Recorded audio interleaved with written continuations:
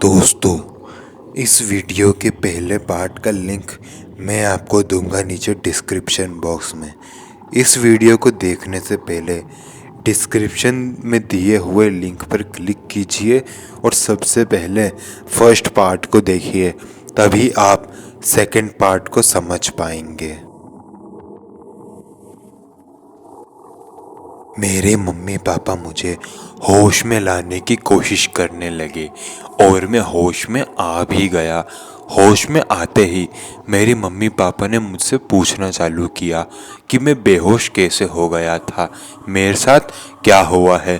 तो मैंने उन्हें रात की पूरी घटना एकदम अच्छे से समझा दी और उसके बाद उन्होंने मुझ पर यकीन किया भी और उन्होंने मुझे सतर्क रहने को कहा। मैंने कहा कि ठीक है, लेकिन फिर उसी दिन को दोपहर के टाइम पे मैं छत पर मौजूद था। तब मुझे मेरे छत के नीचे वाले फ्लोर से किसी की ज़ोर ज़ोर से चिल्लाने की आवाज़ें आने लगी। मैं देखने के लिए जब नीचे आया तो मैंने देखा कि वो आवाज़ें अभी भी मेरे कानों में टकरा रही थी। लेकिन बहुत हैरानी की बात है कि वो आवाज़ें किसी और को सुनाई नहीं दे रही थी, वो क्लियरली आवाज़ें मुझे ही सुनाई दे रही थी। ऐसा मेरे साथ क्यों हो रहा था मैं समझ नहीं पा रहा था। मेरे सामने मेरी मम्मी भी बैठी हुई थी। मैंने उन्हें आवाज़ दी और पूछा कि मम्मी, ये बहुत अजीब सी आवाज़ें आखिर आ कहाँ से रही है।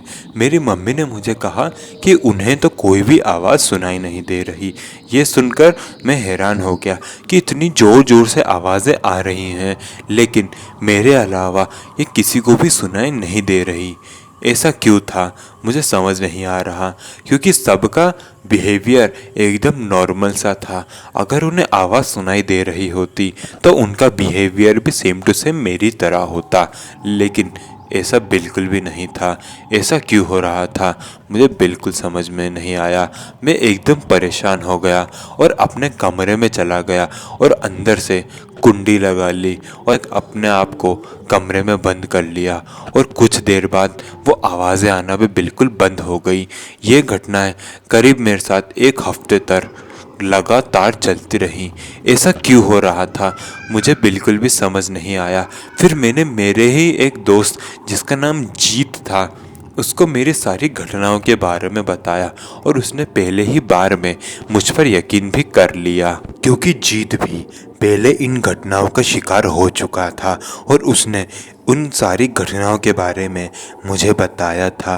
और जब ये घटनाएं मेरे साथ होना चालू हुई तो मैंने ये सारी घटनाएं जीत को बताई। जीत ने मुझे एक उपाय बताया, वो उपाय मैं आज भी इस्तेमाल करता हूँ और उस उपाय से आत्माएं या फिर वो नेगेटिव एनर्जीज मुझसे बहुत दूर रहती हैं।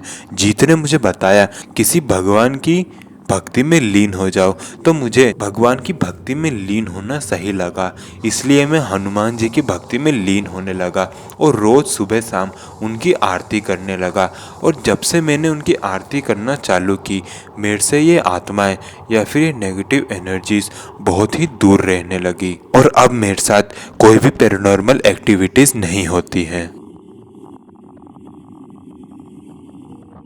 तो दोस्तों, आपको यह कहानी कैसी लगी मुझे कमेंट्स में जाननी है। सो प्लीज़ कमेंट बॉक्स खाली पड़ा है, उसे जाके भर दीजिए और कमेंट्स में जाके पिक में लिखिए, ताकि कल की वीडियो में मैं आपको शाउट आउट दे सकूं। मिलते हैं कल के हॉरर और मिस्टीरियस कंटेंट के साथ। तब तक के लिए जय हिंद, जय भारत।